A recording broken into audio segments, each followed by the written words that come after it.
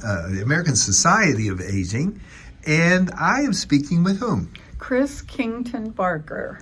And Kris, tell me who you are, what your title is.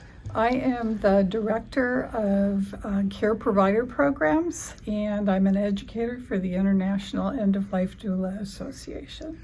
And tell me a little bit. I mean, I think of doulas, I associate doulas with pregnancy. Yeah. But here we are talking about a doula for end of life. Could you just tell me a little bit about that role? Yeah, absolutely. You're absolutely right. It comes off of the same model as the birth doula. And the same folks that really started that trend in this country toward birth doulas, which has a model of education, mentoring, companionship, partnering during a life event and transition, which birth is, you know, as an obstetrician. The same thing happens at the end of life or toward the latter years or in transition of serious illness. So instead of ushering life in, so to speak, they're ushering it out. Ushering life out. It's a very interesting juxtaposition. Right, and you have the same kinds of needs of families. It's a major event for folks. It's one that sometimes may be their first experience of it.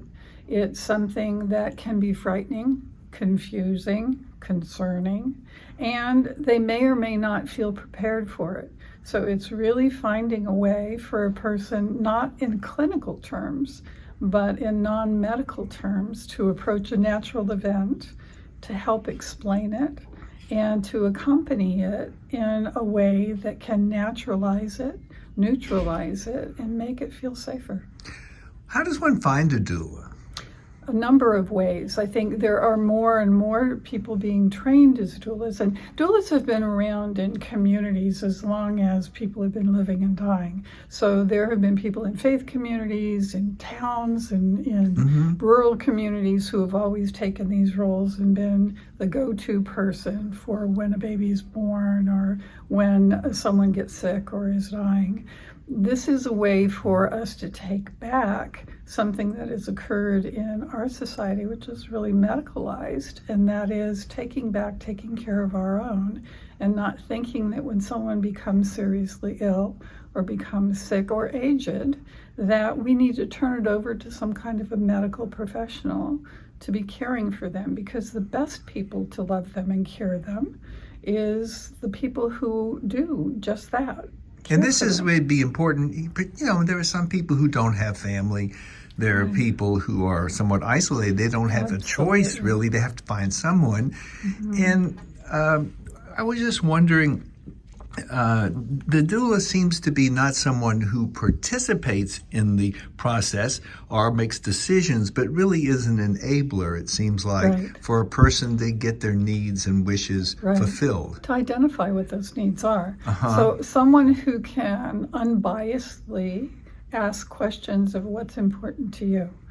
To get to know the person for who they are, rather than being family who supposes they know who they are, or family that has a dog in the hunt, if you will, about what's going to happen to them and how it's going to come about. But a doula is someone who can take a stance of, let me get to know you, what's important to you, and how you want this journey to be. Whether that's from a time of diagnoses and what are your concerns about what this might mean for you, and how can I help you find more information that will help you feel more resolved with this or have questions answered. And where in the process, you know, a person, it's hard to know when a person's going to die, I mean, in a natural way. So when would a person consider seeking out the assistance of a doula? I think if someone's thinking about just even planning for their own death, it could be something that it's a conversation that they would want to have with somebody who's a doula. Maybe they don't have family they feel comfortable talking about end of life or talking about death. They consider it morose or it's upsetting to them. So maybe a doula is a neutral person to have that conversation with. It may be that a doula could be a referral that a physician like yourself could make for someone who is older, who maybe doesn't have family that they can talk with about what's yet to come or what could happen and how to plan.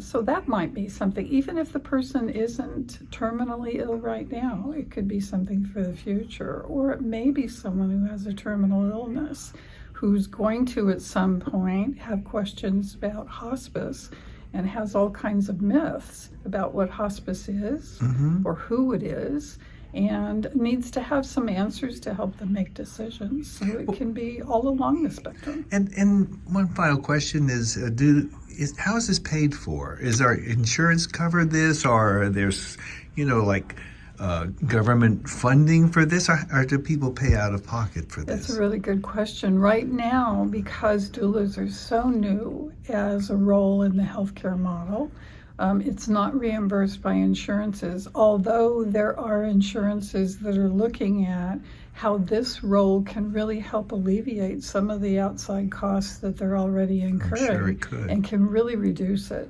So having someone talk with individuals and plan for how end-of-life choices could be resigned, how they could be determined, and how that could really eliminate some healthcare costs at end of life that the person never wanted in the first place, can really alleviate a lot of stress on the family and a lot of cost to the insurance. Insurances also are looking always at how can we do better in some ways and dropping their dollars. There's been some evidence that is still being collected and will be about the impact of end-of-life doulas in the healthcare team model.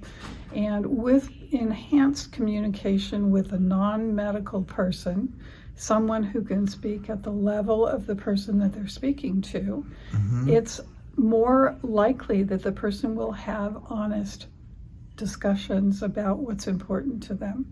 They don't have to talk up to a medical professional. They don't have to try and curtail their language because they think they're going to sound stupid. So they're more likely to have real dialogue. And in doing that, more people have honest discussions about their care.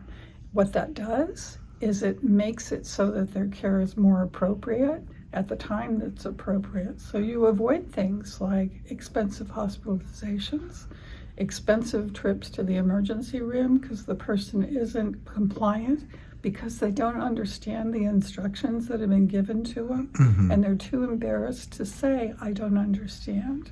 And no one in the healthcare model is asking the right questions to say, what did you hear me say about how you need to do this?